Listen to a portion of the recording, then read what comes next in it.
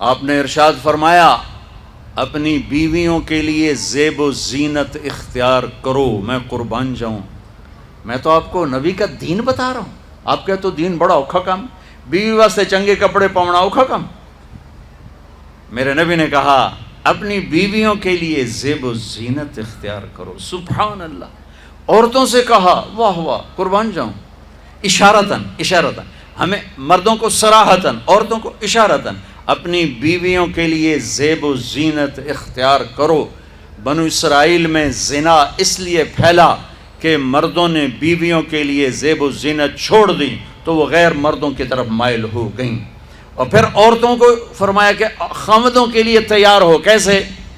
آپ نے فرمایا جنت کی حور اپنے خامد کے لیے ایسے تیار ہوگی جیسے ام سلمہ میرے لیے تیار ہوتی ہیں۔ سبحان اللہ، سبحان اللہ۔ ابھی عورتوں نے شادی پہ جانا ہو تو بیچارے مرد دی مصیبت آئی ہوندی ہے، اودیاں ترے جتیاں ترٹ جاندیاں نے کپڑے ڈھو ڈھو کے، اور خامد کے لیے تیار ہونا ہو تو انہوں موت پہ جاندی۔ اپنے خامدوں کے لیے تیار ہو ورنہ وہ اور عورتوں کی طرف مائل ہو جائیں گے۔ یہ اس میں خفیہ پیغام ہے۔ میرے نبی حیا والے ہیں، پاکیزہ زبان، پاکیزہ ذات۔ مردوں کو صراحتاً فرما دیا اپنی عورتوں کے لیے تیار ہوا کرو۔ بنو اسرائیل میں اس وجہ سے فحاشی پھیلی۔ اور پھر اشارتاً جنت کی حور اپنے خامند کے لیے ایسے تیار ہوتی ہے جیسے ام سلمہ اللہ کے رسول کے لیے تیار ہوتی ہیں۔ جب حضرت فاطمہ رضی اللہ تعالیٰ عنہ کی شادی ہوئی اور نکاح ہو گیا اور رخصتی 1 ماہ بعد، 2 ماہ بعد، 6 ماہ بعد، 1 سال بعد یا فوراً، یہ ساری روایات ہیں، لیکن زیادہ صحیح ہے کہ کچھ عرصے بعد رخصتی تھی، فوراً نہیں تھی۔ تو جب حضرت علی نے آ کے رخصتی کا مطالبہ کیا حضرت ام ایمن کے ذریعے سے، تو آپ نے حضرت حفصہ اور حضرت ام سلمہ اور حضرت عائشہ ان تینوں سے فرمایا کہ تم جانتی ہو نا میری بیٹی فاطمہ مجھے کتنی محبوب ہے، میری بیٹی کو دلہن بناؤ۔ اللہ اکبر، میری بیٹی کو تیار کرو۔ یہ میں دین بیان کر رہا ہوں، بے پردگی نہیں، بے حیائی نہیں، زیب و زینت میرے دین کا حصہ ہے، میرے نبی کی شریعت ہے، میرا نبی خوبصورت دین لے کر آیا ہے، ایک خوبصورت زندگی لے کر آئے ہیں۔ پتہ نہیں ہم نے کہاں سے عجیب و غریب دین کے فلسفے نکال لیے ہیں۔ سبحان اللہ، قربان جاؤں۔ آپ نے کہا جابر شادی کی؟ کہا جی کی۔ کہا کماری سے کہ بیوہ سے؟ کہا جی بیوہ سے کی۔ کہا اللہ بکرن فتلاعبک وتلاعبها، ارے تو نے کنواری سے کیوں نہ کی؟ وہ تجھ سے کھیلتی تو اس سے کھیلتا۔ میں میرے نبی کا دین بیان کر رہا ہوں۔ آپ کیا سمجھنا صرف رمضان کے روزے رکھنا دین ہے؟ ہاں وہ دین ہے، بہت بڑا حصہ ہے دین کا۔ عبادت میرے دین کی بیس ہے، بیس ہل گئی تو ساری عمارت گر جائے گی۔ نماز نکل گئی، روزہ نکل گیا، زکوٰۃ نکل گئی، حج نکل گیا، پیچھے کیا رہ گیا؟ ساری عمارت ٹوٹ گئی۔ لیکن یہ بیس کو عمارت نہیں کہتے، ہاں بیس پر عمارت کھڑی ہوتی ہے۔ میں عمارت کے کچھ خد و خال بتا رہا ہوں، کچھ نقش و نگار بتا رہا ہوں کہ میرا نبی دین کی عمارت ہمیں کیسے دے کر گئے۔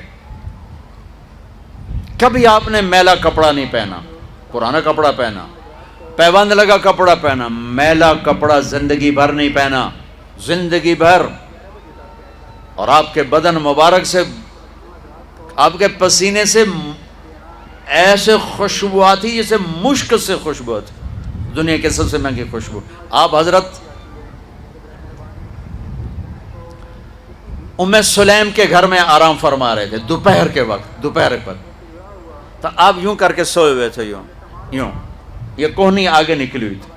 آنکھ کھلی تو دیکھا ام سلیم نے یہاں بوتل رکھی ہوئی، یہاں تو آپ نے کہا کیا کر رہی ہو؟ تو وہ کیا تھا، چونکہ گرمی، پنکھے تو ہے نہیں، پسینہ یہاں سے نیچے گر رہا تھا، ام سلیم نے نیچے بوتل رکھی ہوئی تھی اور وہ سارا پسینہ اس کے اندر جمع کر رہی تھی. کہا ام سلیم کیا کر رہی ہو؟ کہا یا رسول اللہ یہ آپ کا پسینہ اکٹھا کر رہی ہوں، یہ مشک سے زیادہ خوشبودار ہوتا ہے. میرے نبی نے کبھی گندے کپڑے نہیں پہنے، کبھی میلے کپڑے نہیں پہنے، پرانا پہنا ہے، پیوند لگا پہنا ہے، میلا نہیں پہنا. میرا دین یہ نہیں کہتا کہ ایسی شکل میں آ جاؤ کہ لوگ بھاگنے لگ جائیں. سب سے زیادہ عزت اہمیت دو.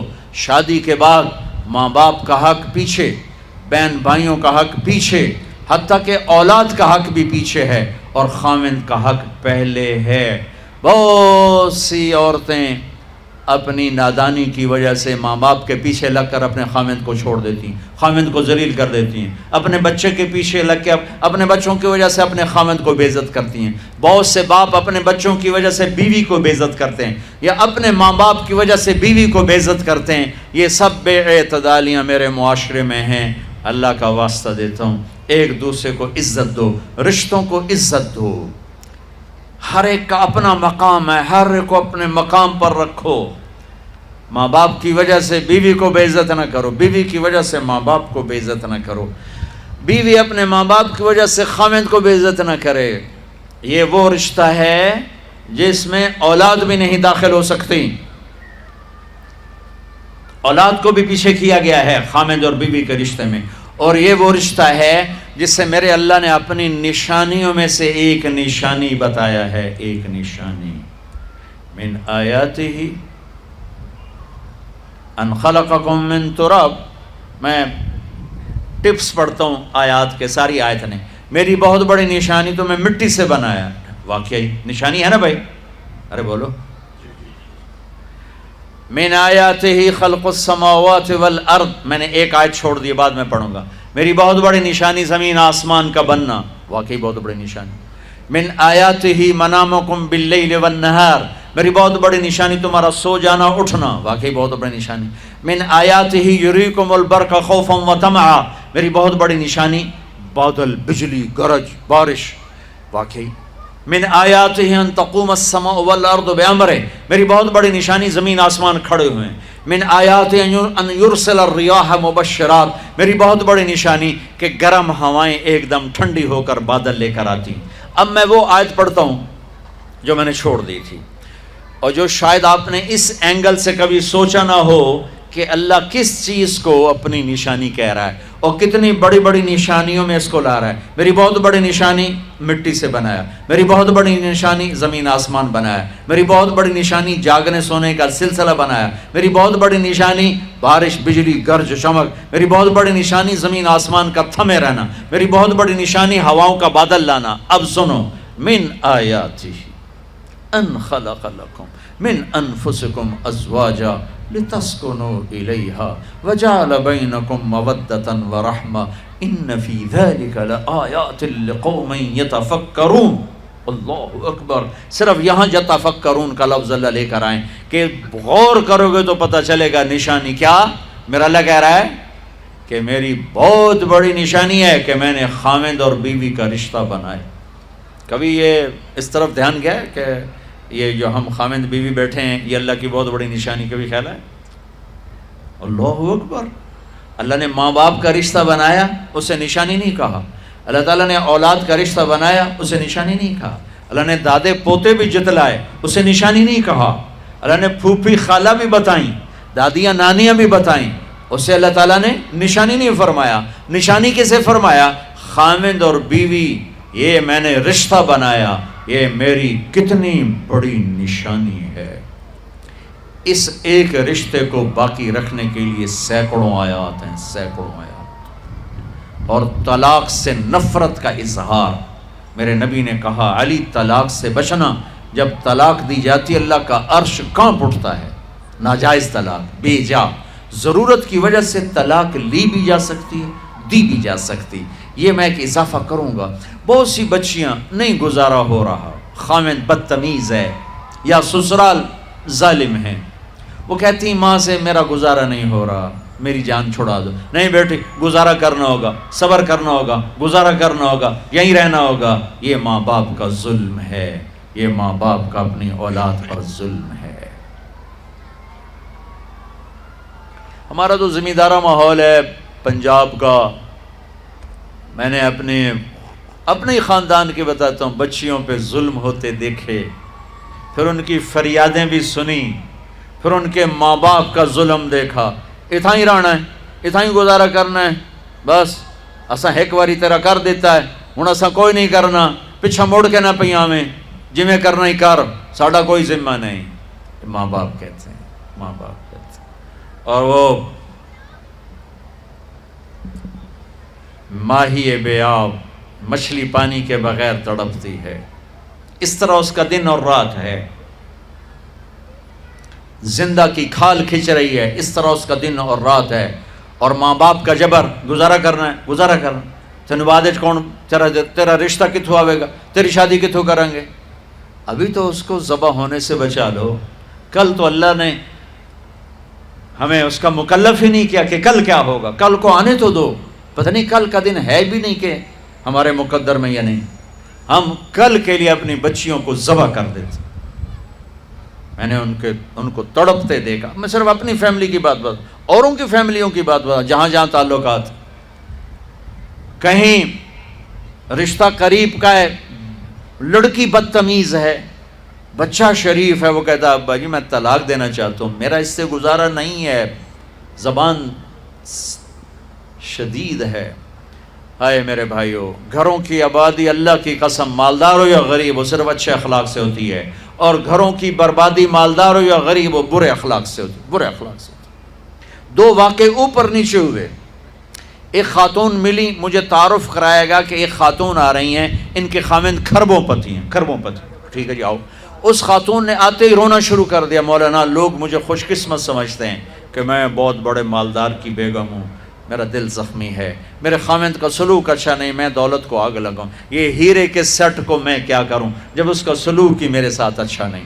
چند دن کے بعد ایک نوجوان ملا، مولانا میں اپنی زندگی سے تنگ ہوں، میری بیوی انتہائی بدتمیز ہے، انتہائی زبان دراز ہے، میں اپنی زندگی سے تنگ آ چکا ہوں، 3 بچے ہو چکے ہیں، طلاق دے نہیں سکتا، میں کیا کروں. یہ روزمرہ کے واقعات ہیں. تو ضرورت کے لیے طلاق دی جا سکتی ہے، لی جا سکتی ہے، نہ عیب ہے نہ تانا ہے، نہ ذلت ہے نہ کوئی داغ ہے. لیکن ابھی فیصلہ آباد سے ایک بچی ملی، اس کی بچی گود میں. طلاق کیوں ہو گئی؟ کہا سسرال نے کہا بچی کیوں پیدا ہوئی ہے، گھر واپس جا. طلاق دے دی. بچی پیدا ہونے پہ طلاق دے دی. پچھلے ہفتے ملا ہوں، پچھلے ہفتے. کیا قصور ہے جی، بچی پیدا ہوئی طلاق دے دی. اور یہ 3 دن پہلے اسلام آباد میں خاتون ملی کہ سسرال نے گھر سے نکال دیا، کیوں 3 بچیاں گھر سے نکال دی، 3 بچیاں پیدا ہونے پر گھر سے نکال دیا. یہ بھی اسی دیس کی کہانی ہے، یہ بھی اسی دیس کی دکھ بھری داستان ہے. ظلم صرف وہ نہیں جو بھتہ کی پرچیاں آ رہی ہیں اور جو دہشت گردی ہو رہی ہے، یہ گھر جیسے وہ بہت بڑا ظلم ہے، ایسے یہ بھی بہت بڑا ظلم ہے کہ کہیں بچیاں ذبح ہو رہی ہیں، کہیں بچے ذبح ہو رہے ہیں.